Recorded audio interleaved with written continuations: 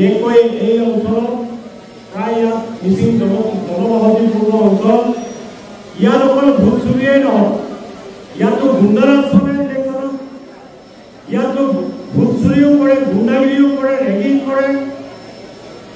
অলপতে এজন মানুহে ক'লে ইয়াত ভোট ডকাইত হয়। ইয়াত ভোট চুৰি নহয়, জোনাইত ভোট ডকাইত হয়। ইয়াৰ বিৰুদ্ধে জোনাই ৰাইজে থিয় হ'ব লাগিব। এতিয়া বদনাম হৈছে কাৰ?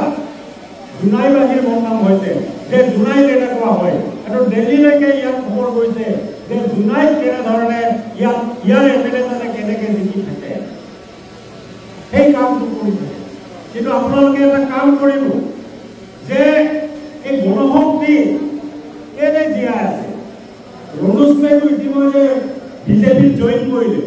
জইন কৰাৰ পাছত গণশক্তি কেনেকৈ জীয়াই আছে? গণশক্তি এতিয়া সভাপতি হ'ল পৰমানন্দ চাহিব।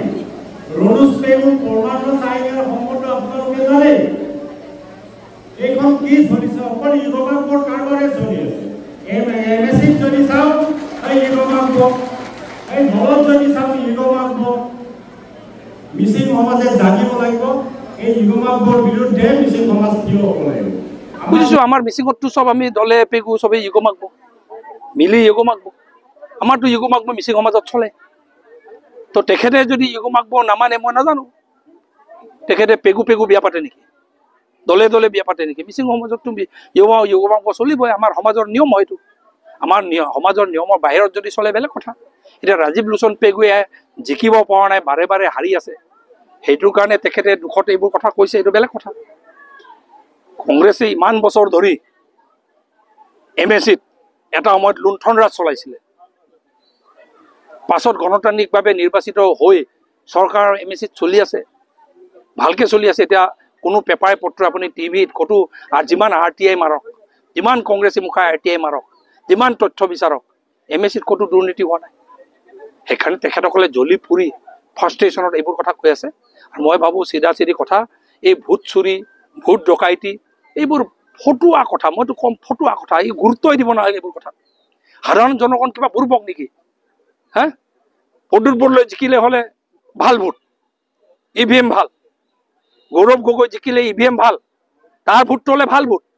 ৰকিবুল হুছেইন জিকিলে ভাল ভোট, আৰু আমি জিকিলে হ'লে এইটো বেয়া ভোট, ভোট চুৰি, ভোট ডকাইতি।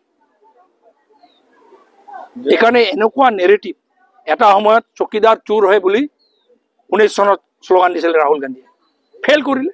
হায়েষ্ট ভোট পালে ভাৰতীয় জনতা পাৰ্টীয়ে, হায়েষ্ট MP পালে। এইবাৰো আপোনালোকে চাব, যিমান এই ভোট চুৰি এই নাটকটো কৰে, কিন্তু ভোট চুৰি এনেকুৱা নাটকবোৰে সাধাৰণ মানুহৰ জীৱন জীৱিকা স্পৰ্শ নকৰে। সাধাৰণ মানুহৰ জীৱন জীৱিকাত এইবোৰ পাৰ্থক্য নানে। সাধাৰণ মানুহৰ জীৱন জীৱিকাত পাৰ্থক্য ননা বিষয়বোৰক লৈ জনগণ কনচাৰ্ণ নহয়। এইবাৰ আপুনি চাব ইলেকশ্যনত বিহাৰেই হওক, বাকী জেগাত ইলেকশ্যনেই হওক, অসমতেই হওক, 100তকৈ অধিক চিট পাই পুনৰ ভাৰতীয় জনতা পাৰ্টি চৰকাৰলৈ আহিব।